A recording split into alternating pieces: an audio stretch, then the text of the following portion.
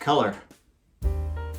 This whole week I'm going to be sharing a few thoughts, ideas, suggestions on the use of color in our making. Now let me preface this with the fact that I am anything but an expert on color. There are whole advanced degrees in the science and art of using, knowing, and understanding and appreciating color. And I have none of those qualifications, but I do know what I like, and I do know a few techniques that have worked well for me over the years in my making. And I'll share some of those with you this week. Today is a bit of a unorthodox start to that. I'm going to talk about one of my favorite ways to deal with color, which is to do very little, if anything, to the stuff that we're working on. I'm talking about natural finishes. This goes for wood, metal, plastic, you name it. It's about leaving them more or less in their raw or natural state. There's something about the natural colors that exist that complement one another. A classic example, of course, is the juxtaposition between metal and wood.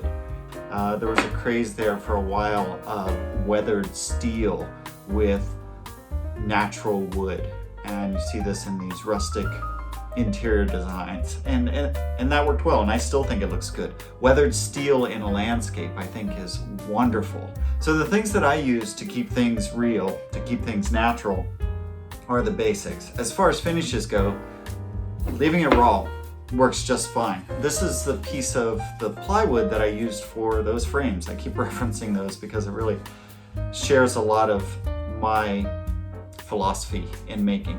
This birch plywood looks fine just as is, and given time it will change color, it'll darken a bit over time, and as long as you're not touching that with oils or anything, leaving it just completely bare is perfectly acceptable.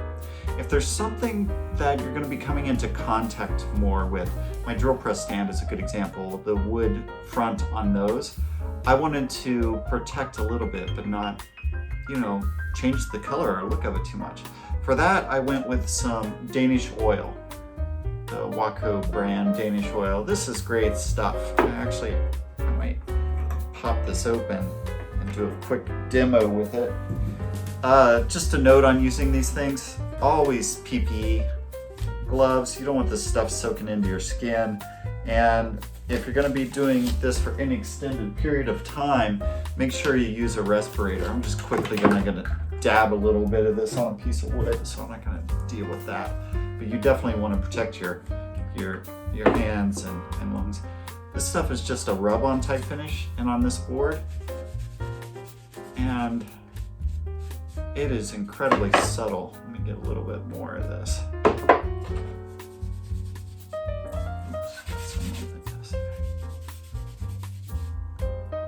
Nice. Looks good. Take that off. So you can see it adds just, and that'll lighten up a bit as it soaks in, and you'll want to do a couple layers of this. It creates a pretty nice barrier, and that's all you have to do with Danish oil. It does come in darker tints. You can actually get stains that are incorporated into the Danish oil, but I do like to go with the natural, which changes the color very little. Same with other stains. You can get wood stain like this. Often you think about this kind of wood stain, right? That's gonna dramatically change the color. This is special walnut. But the natural versions do what I'm talking about. It adds a bit of character. It can bring out the grain a bit in wood, but it also adds a bit of protection to it as well. I like to use finishing wax, and here's one by Minwax. And this is great for things like jigs that you make. If you want to protect them, but you don't want to get any sticky substances or varnishes on your other equipment, I coated the underside of my table saw sled with this, and it both reduces the friction, makes a nice clean coat, and helps protect it. So those are just a few ways of dealing with wood. Metal, on the other hand, requires even less. This is a piece of just hardware store grade aluminum, and you can probably see in the light there that it's pretty scuffed up. If you're okay with that, go for it, leave it as is. If you want to clean it up a little bit, you can do kind of a poor man's brushed look to it and take a a Scotch pad of various grades. This one's a bit coarser, I think, and just kind of give it a good once over. You can go in the same direction like I'm doing here, and that creates a nice polish on this, and it can take out some of those superficial scratches quite readily. Take a look at that now. There's a nice brushed look to it. I love that. And then again, with the contrast between the metal and the wood, I think those are beautiful. And it couldn't be simpler, right? I just did it right here in front of your eyes.